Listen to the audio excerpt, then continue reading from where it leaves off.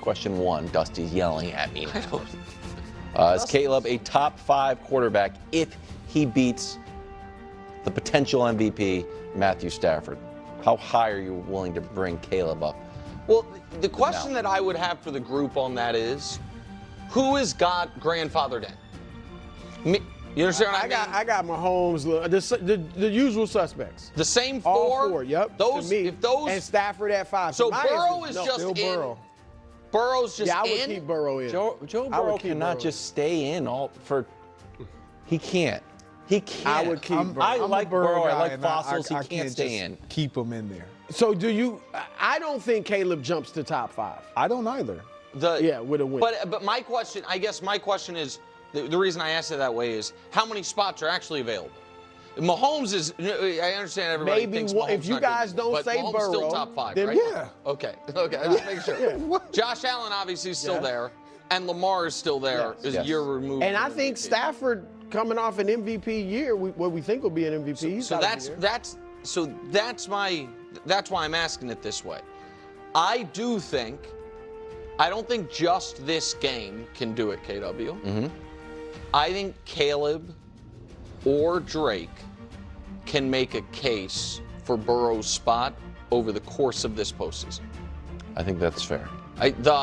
For Drake, it honestly might just take one great playoff game. Like if Drake is great this weekend, and then they lose in the conference championship game, I might go into next year saying he's there. That he's there. I think Caleb might need more because Drake had such a better regular season than Caleb that Caleb would need more of a runway to do it. What if Drake wins the MVP and you just have the top 5 be all the MVPs? Well, Joe Burrow's number 1 MVP. Joe Burrow's out. Oh, I see what you mean. Stafford and others. Oh, okay. I just don't think within Stafford's number 1 MVP. I'll keep Stafford in for the silver medal. Caleb's argument, in my opinion, is I don't think that they're even as good as Drake May has been. He kind of started the season off so great and sustained that.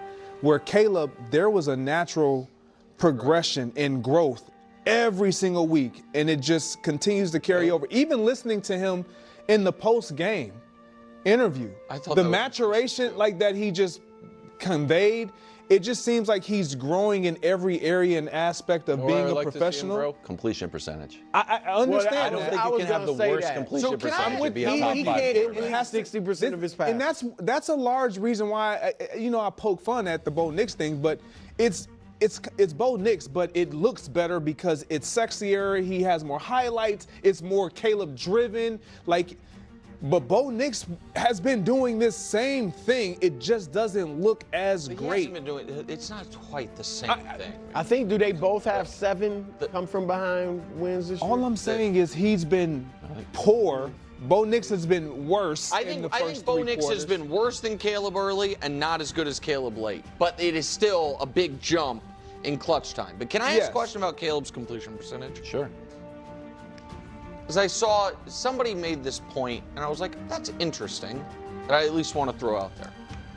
Is there an element of, they made the comp of the throws Caleb attempts and what that does to your completion percentage, making it analogous to the three-point revolution, and about how 40% from 3 is better than 20 or 50% from 2, because the points are worth, right? 50% because those shots are worth more. 33% from 3 is the same. 50%. Exactly right. And so that the argument this person was making is Caleb's attempting deeper, more throws that are essentially worth more and harder throws, and therefore completing 58% of the throws he's making is as valuable as completing 65% of the throws some other quarterbacks are making. Yeah, I get that. But he's also just missing a lot of layups.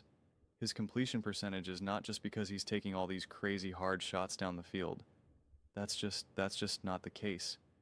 I mean, if we just look at adjusted completion percentage on deep ball passing alone, just adjusted completion percentage, Brock Purr is higher, Sam Darnold's higher, Jaden Daniels is higher, Drake May is higher, Bryce Young is higher, Stafford, Love, Goff, and that's now factoring in if you're making really difficult throws, but they're getting dropped.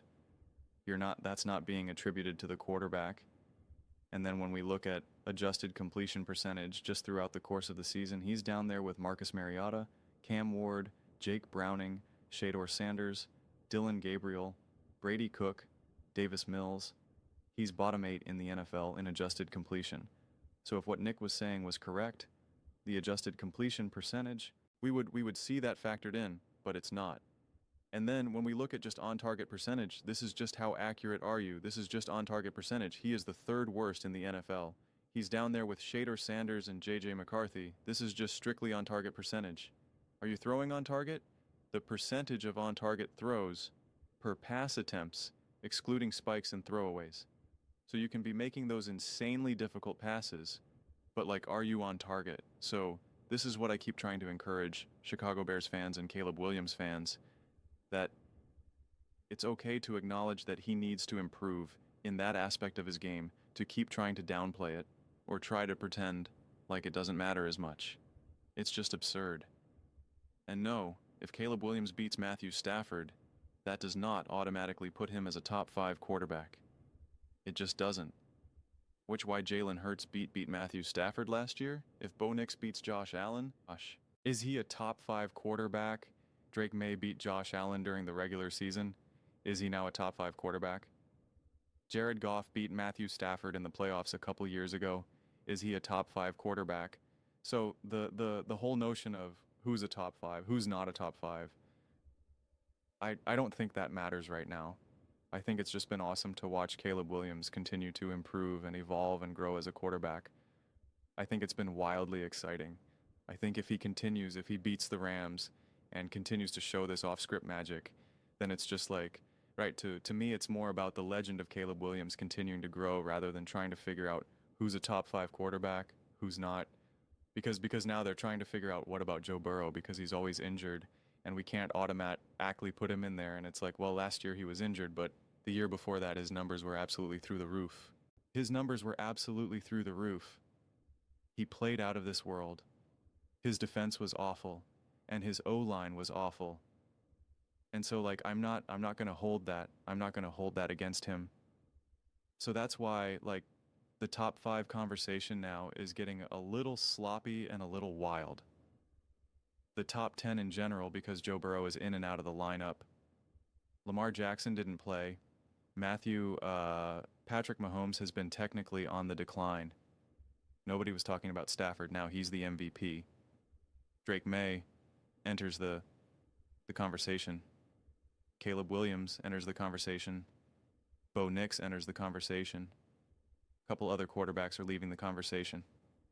So I just think this is the wrong conversation, honestly. And then to kind of like wrap in the whole completion percentage thing and stuff like that. Like, it's not about the completion percentage itself. It's about efficiently running the offense and not having to always rely on the magical plays. The very lesson that Patrick Mahomes had to learn with Andy Reid. That's what it's about. It's not just about making those magical plays, because then you'll ideally need less of them. Like, that matters. That matters. So I mean, it is fascinating when you're trying to evaluate a quarterback in real time and you're now watching them in the playoffs and seeing like, okay, like what do we see in these moments right now, in these big time moments when we only truly have like 1 year? Because I'm not really evaluating them based on that first year. I don't care about that. I really only care about his time with Ben Johnson now. And so it's like, we have this season right now. I mean, Jane Daniels played out of his mind last year. Was awesome.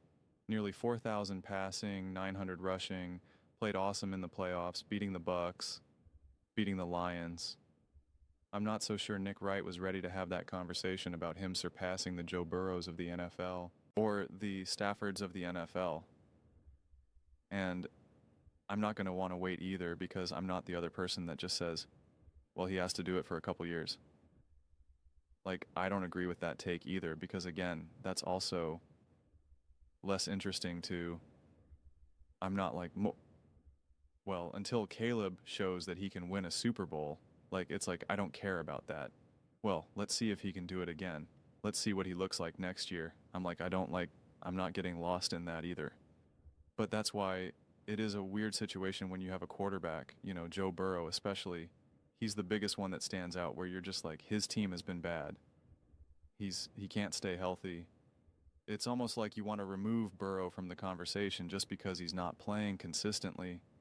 And so you rather talk and rank the quarterbacks who are actually playing regularly. But even now, like Stafford could be gone. Stafford could be retiring. So then it's like, okay, now Stafford's out of the conversation. So that's why it's like trying to lock down a number right now makes no sense to me. But like also just putting it in the win-loss. What if Caleb Williams plays awesome, but then loses? That means he's not a top 5 quarterback. But if he plays good and beats Stafford, that means he is a top 5 quarterback. You understand? Like it can't just be reduced to if you win this game, you're great. If you lose this game, well then you don't get the same amount of credit. Like it doesn't really make any sense. It's the quality of play. That's what it boils down to. The quality of play. CJ Stroud just beat the Pittsburgh Steelers. He did not play great. I mean, when you really think about those types of situations, like you have quarterbacks that played I'm not even exaggerating with the number here, 100 times better than, say, what CJ Stroud did against the Steelers in the playoffs, and yet they've lost. Okay, like it just is what it is. Bryce Young played better than Peyton Manning did in the Super Bowl, and yeah, Peyton Manning won the Super Bowl, and Bryce Young lost and went home. Like you just can't go by that. So I'm super excited to see this game and what Caleb continues to do in these moments. Like, that's really exciting to see and watch unfold without a doubt. But I just don't think the conversation can be reduced to win, you achieve this, lose, you get burned. I just think it's the wrong conversation. But what I would say is, and I this is what I want to emphasize, is that, he truthfully, I don't even actually need to see anymore. Like I was going to say, if he plays great in this game, then I'm like really convinced of X, Y, and Z. And I'm already convinced. I already see him as a great quarterback. For the most part, my levels are elite. As the top, great, good. Like those are the main 3 tiers. Elite, great, good.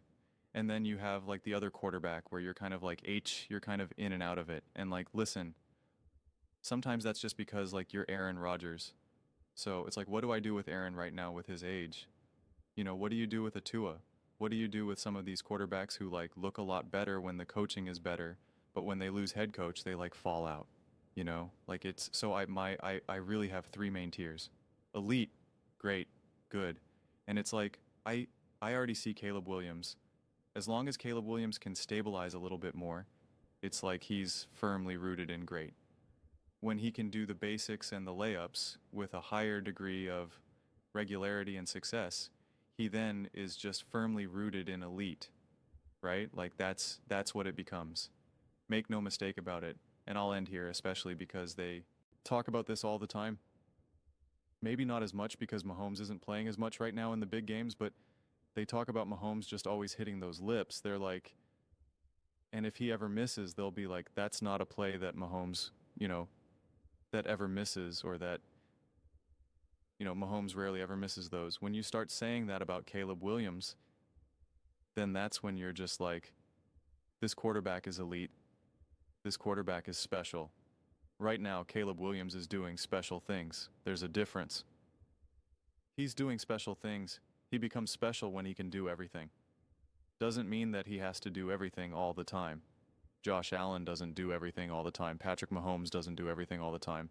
Lamar doesn't do everything all the time. But they do hit those layups with a lot more higher degree of consistency.